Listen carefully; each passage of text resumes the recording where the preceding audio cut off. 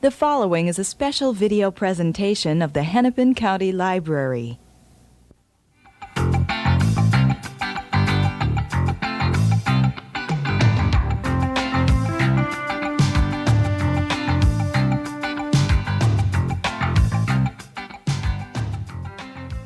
Hello and welcome to a discussion with poet Nikki Giovanni. I'm Steve Benson.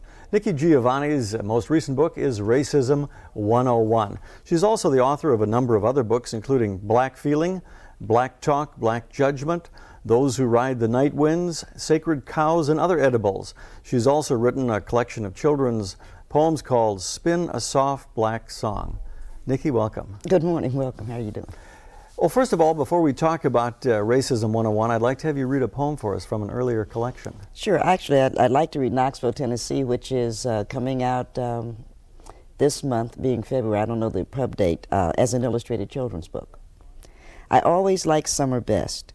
You can eat fresh corn from Daddy's garden, and okra and greens and cabbage, and lots of barbecue and buttermilk and homemade ice cream at the church picnic, and listen to gospel music outside at the church homecoming, and go to the mountains with your grandmother and go barefooted and be warm all the time, not only when you go to bed and sleep.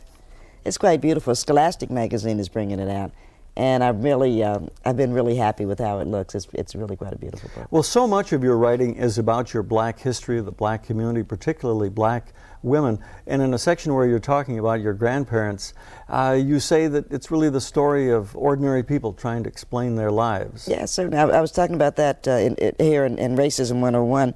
It's called griots, because my sister and I used to sneak out of bed after grandmother put us to bed. We spent our summers with grandmother, and we would go and listen by the porch and listen to my grandmother and grandfather actually discussing the world.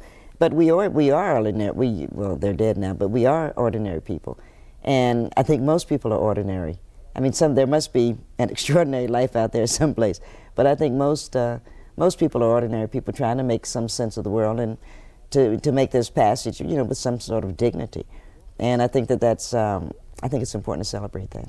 You also talk about when you were a young girl that you would go down to the beauty parlors on Saturday mornings and listen to the women, and after a while they would forget that there were no men around and they would begin to talk about the things that were really important to them. Well, when you first go in, I don't know what men go through with barbershops.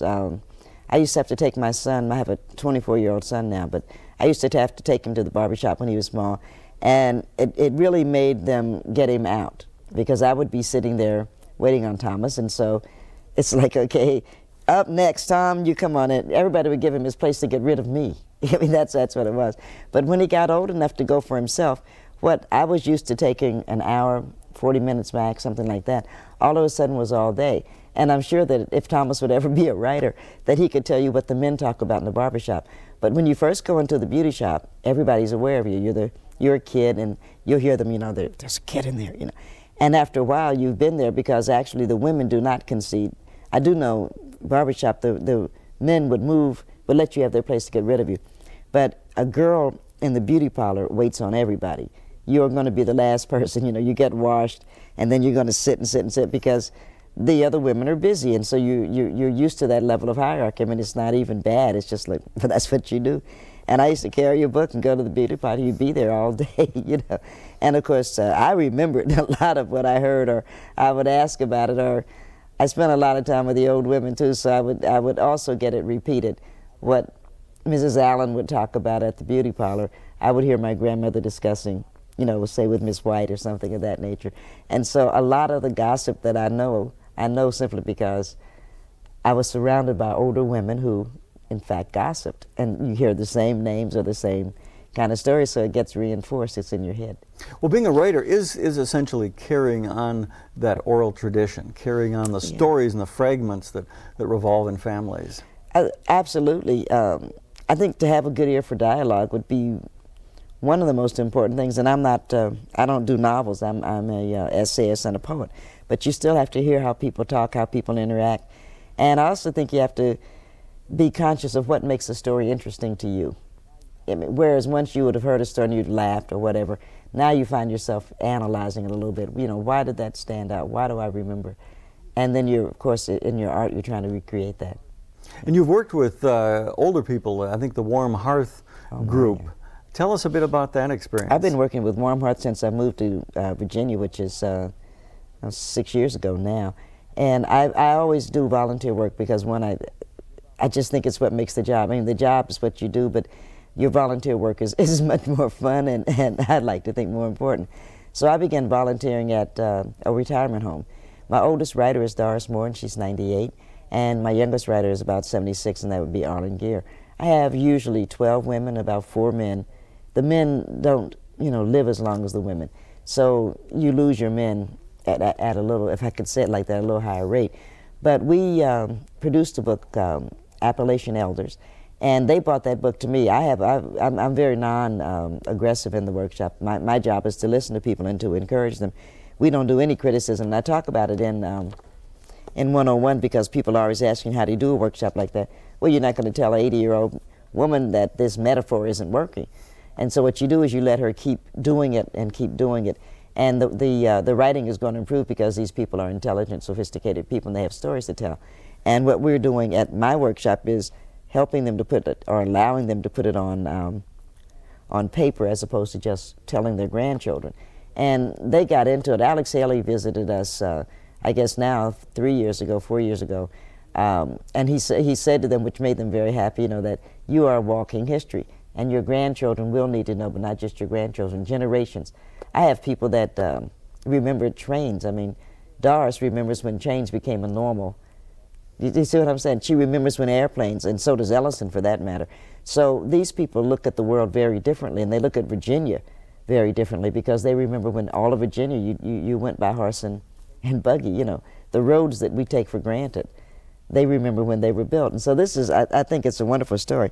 I have a book that will be out, in fact, I think we have it pegged for Mother's Day this year, 94. And it's called Grand/Mothers. And what I did was to ask my friends, and that would be people like Maxine Hong Kingston and Gwendolyn Brooks and Gloria Naylor, as well as my workshop. Speaking of the women that I have, there's only one man in the book, and it's Ellison. And I asked all of the women I know what they remembered about their grandmothers. I also included my mother. I called my mother and I said, I'm doing an anthology and I want an article. I want you to write a narrative for me. She says, I don't write, you're the one who writes. And I said, well, look at it this way, Mother. I am not going to publish, I'm not going to edit this book unless you agree to write a piece. And she considers that blackmail, but it's true. But my essay is on my grandmother, and I've done a lot with her, but I opened it with my essay. So the last essay in the book is my mother on her grandmother, and that was the only way to close the book. And I really like, and I hope that people read this book, and I hope that people realize that it's almost a primer. It's not just, I think it's a wonderful book, but it's not just a book about Maxine's grandmother or mine or whatever, but it's a book that shows you that you and your friends can do the same thing. It's a book that allows you to realize that there's this treasure out here, and people don't think about it. They talk about it, I should have asked Mama. Well, you have to ask her now, You talk about the heroes also that we choose, and most of the women most of the people that you have in your books are about women, the carriers of culture, women like the astronaut Mae Jemison. Yeah. A woman willing to reach out to really to go beyond the earth. Yeah. Well, guys do it. I mean, I read a guy book and they always talk about what wonderful guys. So I didn't think about it that way. I think women are wonderful. I like us, and I know that we are indeed the cultural barriers. But even young women like Dr. Jameson, you have to, one, that's a magnificent achievement. She's a Stanford graduate. I forget where she went to med school.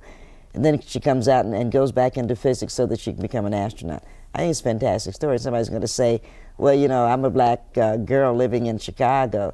I'll never be able to be an astronaut. And you say, oh no, Mae Jemison is a black girl from Chicago, and look what she did. And I'm not into role model. I think that that's really, really overblown. But I think that the women are encouraging. I think that the men teach a lot of competitiveness, but I think that the women are encouraging. And I think that my life was certainly enriched by my grandmother, my mom, and actually my teachers. I was in Cincinnati, Ohio on this tour, and my 8th grade teacher came out to hear my reading, Sister Althea, and it's just great. I mean, you're sitting there looking at someone who's known you all your life, someone who taught you when you were still, mangling sentences. I think that's very nice, and I'm very fortunate. I've lost a couple of teachers, or I shouldn't say I've lost them, they've died, but a number of people who taught me are still alive. And when I'm traveling, I have the opportunity to see them, and I think that things like that are nice, and they're predominantly women. You also quote an old saying that no one is really dead until they're forgotten. Yeah, that's an old West African expression, and I think it's quite true that the memory, and actually, eventually I want to do something with it, but the memory of smell is deeper, I think, than the memory of visions. And I know that smells recall my grandmother washed with Tag soap. And Tag soap has a particular, it's a brown soap, has a particular smell, and she used to make bread. And I'm always laughing about that combination of yeast and soap. But I know that that smell evokes a memory. I know what my grandmother looks like too. But there are still people now that the perfume that they wore, or I was someplace recently and someone had on Old Spice. I guess I've been packed in planes lately, and it was Old Spice. And of course my granddad wore Old Spice, and it was just fantastic because all of a sudden I had this picture of grandfather, because young men, I guess Old Spice will not forgive me for saying that, but young men don't wear Old Spice. It's always older men. And I found the guy, he's like 2 rows because you can just follow it. And I just said, good morning. It's one of those things. I guess he thinks, a woman was flirting with me. It was no point in wasting his time saying my grandfather used to wear that. I mean, it means nothing to him. But smells are so much clearer to us, I think, than visuals. Though I surely wouldn't want to give up my eyes, but... And also, too, in your writing, that's very clear, that one has a sense of place, and smell establishes place. Oh, my. I mean, it really does. Fried fish will get me going every time. With extra salt. I think your mother liked extra salt. My grandmother. His grandmother. My mother is so ridiculously healthy, we're beginning to dislike her. But my grandmother never did anything right.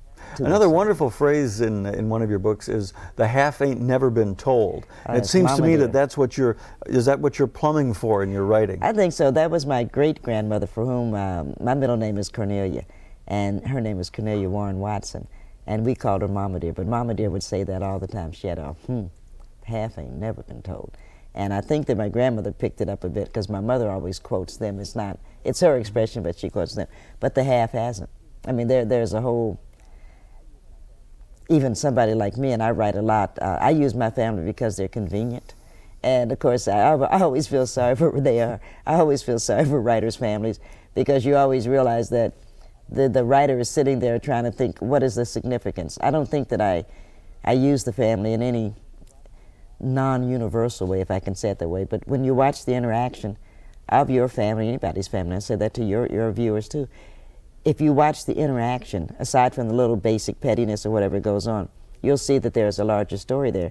And so, of course, the writer's family always gets used. I'm sure Danielle Steele's family, just cringes because we don't know them, but they see themselves in her characters, or how she sets up situation. And they probably caucus on, Danielle can't come here because she's always taking, notes. I'm sure, I'm sure that, because any family putting up with a writer is going to be... Well, often that half that ain't never been told, also the secrets. And of course, one of the secrets that gnaws at the American psyche is racism. Yeah. Well, I don't know why, because I wrote a book, it's 101, it's basic, it's elementary. And it's just about time that people try to quit acting like racism is not going to be here. It's going to be here well into the next century, if not 21 or 2200. I think that racism is just like this weather we're having, which actually isn't so bad here in Minneapolis today.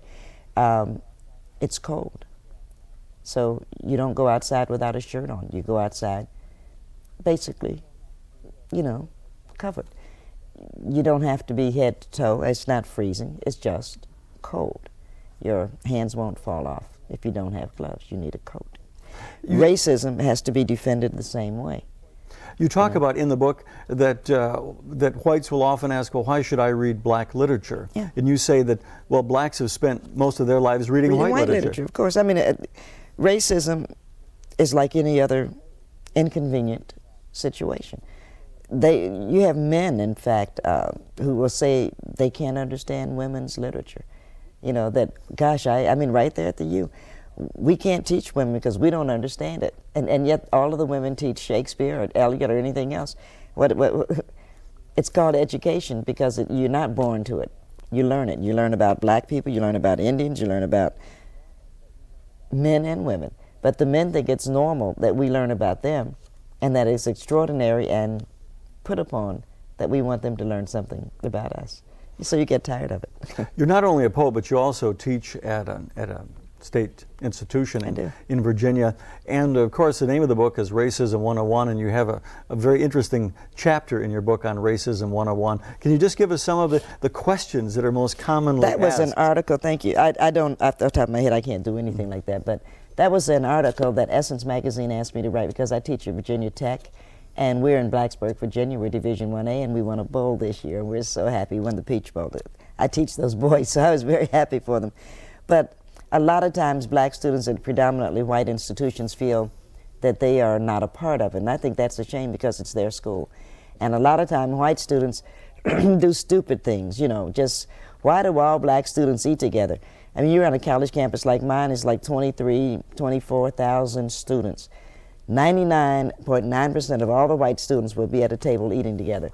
A group of black kids will come in together, sit down and eat, and all of a sudden, why are they segregating themselves? So you get kind of tired of that. And I said to the kids, you shouldn't have to answer these kind of questions. You're allowed to eat lunch with whomever you want. You know, you're allowed to not have these kind of stupid questions, or anytime well, now it's Black History Month, this is February, so whatever reading is going to be done with blacks is going to be done right now in most of the classes, and they're going to turn to the one black student in class. They're going to be reading Invisible Man.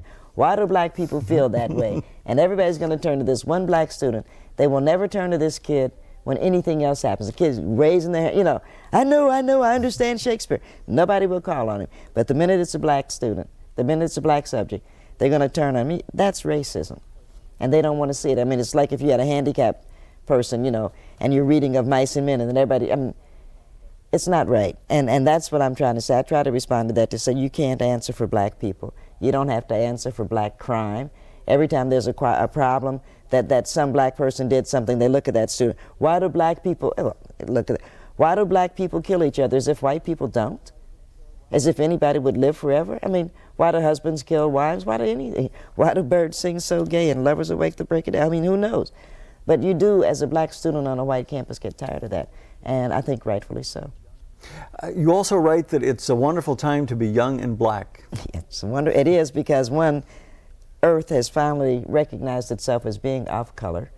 There is a lot of ethnicity going on, and so of course white people never like to be left out of anything, so they're now all going into their little ethnic things, and I think that's good. But I'm also a space freak, and one of the nice things that's happening right now is that our exploration in space is creating some cooperation that we hadn't seen before, and we are, though we still laugh about it a little bit, we are now beginning to consider the possibilities of what we're calling intelligent, but any kind of life in another galaxy or in another world. It's going to happen, that we have to encounter something, because some of the scientists will say that the confluence that brought human beings, you know, it was a great accident, but I don't think so. I'm beginning to agree with Lewis Thomas. I don't know if you know Dr. Thomas's work on the fragile species.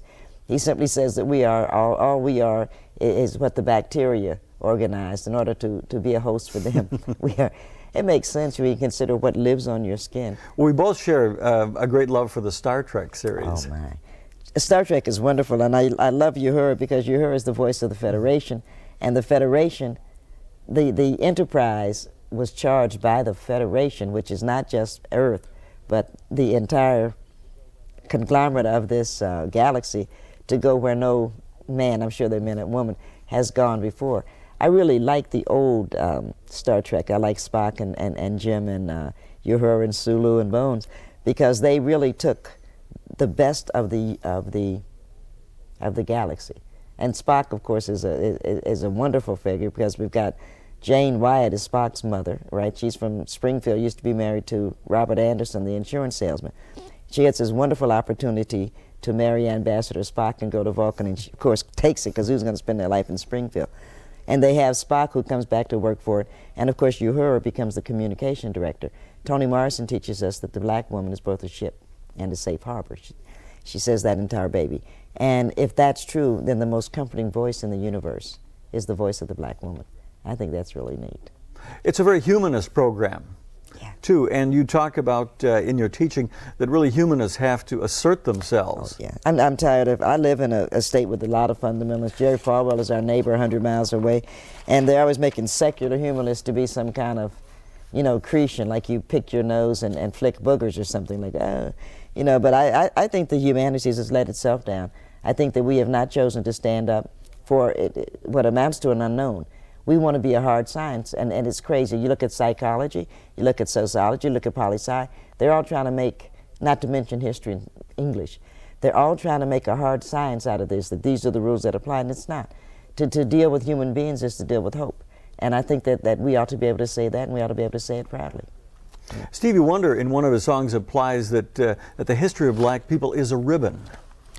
It is, the history of America is a ribbon. I think probably Stevie is saying, Stevie said there's a ribbon in the sky for our love, but all of it is life is a spiral. I do believe that. I don't think that we go, Billy Paul, speaking of do we go around in circles?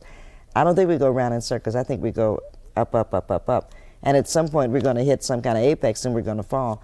But I think that the whole human experience is one of going over the same ground. But every time you keep going over it, it's why cops make you. I'm a big fan of NYPD Blue. It's why they keep making you tell your story. Because every time you tell it, you either add something or subtract something. And eventually, if it doesn't balance, we realize that you had more to do with it. We know that you either know more or know less. It doesn't matter. Like watching Tanya Harding.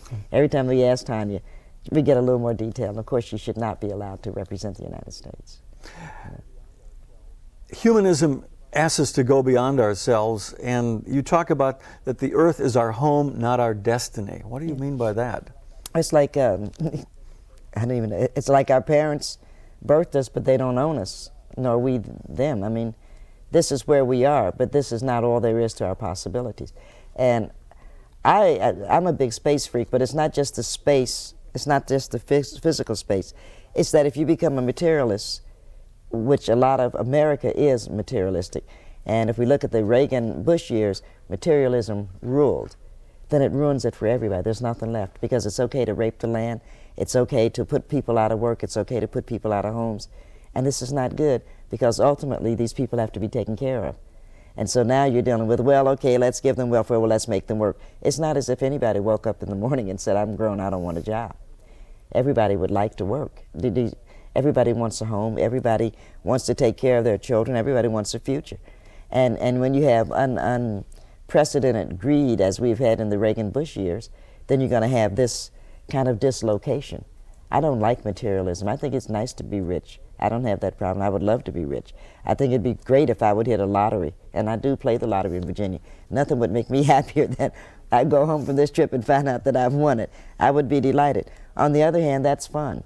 That's all it is. It's like going to Vegas. I've gone to Vegas and I've made, $1,500, $2,000, and I'm like, that's to the good, and I'm really happy. But mostly it doesn't happen that way. Mostly what happens is that I have enough. You, I should hope, have enough. Your viewers have enough. We have to have enough. And if let me ask you about getting part of enough is becoming educated and teaching in a school as you do, where young people, their ideas are unformed, lots of temptations are out there, thinking for particularly black youngsters that often it's sports. If only I could get into the NFL or something like that, my life is complete. And the fact that colleges and universities are used and abused by the establishment. Instead colleges of let thinking themselves be abused. Yeah. I was waiting to see what your statement was. Colleges have become informed, and that's a whole other discussion we don't even have the time.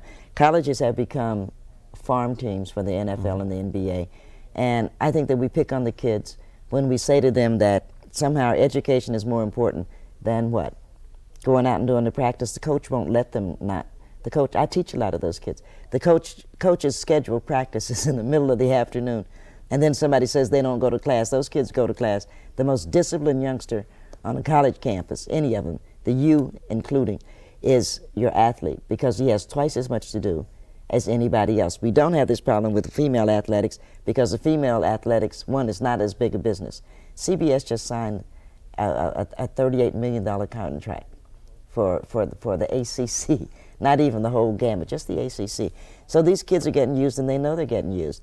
And I don't think it's right. I think that they should be, I think that scholarship should be theirs. I think that they should be compensated for their time, at least on minimum wage, because just the fact that you're a football player, you end up lifting. Every day you're lifting at least 6 hours. If we played the minimum wage of 6 hours, we'd be paying those kids $25, $30 a day. Most of them don't even have that. Most of the guys and the women who date them, most of the guys don't have the money to take their girl out. They end up selling their shoes. They end up selling tickets, and everybody says they're greedy. This is a $1 billion sport, and those boys don't have money in their pocket, and they're not fools. They are being used. And college athletics will say, we don't have money. Well, what are we doing with it? We're paying the coach $500,000 a year so that he can win, and then when he cheats, everybody goes, "Lassie me, he cheated." Well, we're paying him to cheat because all we care about is his W&L. We don't care about the kind of athlete he produces. We don't care about the kind of program he runs. All we care about is W&L. So why wouldn't he go out and cheat? And they all have. Part of growing up is finding a voice, and I'd like to, as we reach the end of the program, have you read about yourself as a black woman. Oh, I'm going to read this chapter. You pick this. I'm going to read this paragraph. I've said that because I like another one. I'm going to read this paragraph on from 101. I am a black American poet. I am a female. I am at this writing 48 years old. I'm now 50. I am a daughter, a mother, a professor of English. I like grilled rack of lamb and boiled corn on the cob. Silver Queen when I can get it. I like television and sports. I love bid whist. I smoke cigarettes and should the occasion arise, will have a glass of red wine, preferably Merlot. I like my mother, my sister, my son, and my dogs. I will drink any hot black liquid that someone will call coffee. I hate diet soda, seat belts, anti-smokers, pro-lifers, and stupid people who think they have any right to tell me how to live. I have no need to control anyone and will not be controlled. I believe that if I keep examining my life and what I think and feel, I will have added one teeny tiny bit of truth to this planet I call home. What is your next project? You're an academician. My next project is to sit back and enjoy the fact that the last 2 years I've had great success in writing. Success in that I wrote the books. 101 is out. The illustrated Knoxville, Tennessee is out. The anniversary edition of Ego Trippin' and Other Poems for the Young Reader is out. These are all three out now in February 1994. And by Mother's Day, first Monday in May, Grandmothers will be out. So 1994 has seen me produce 4 books. I'm not going to do anything but enjoy it. Thank you very much for joining us. Thank you. I've been talking today with Nikki Giovanni.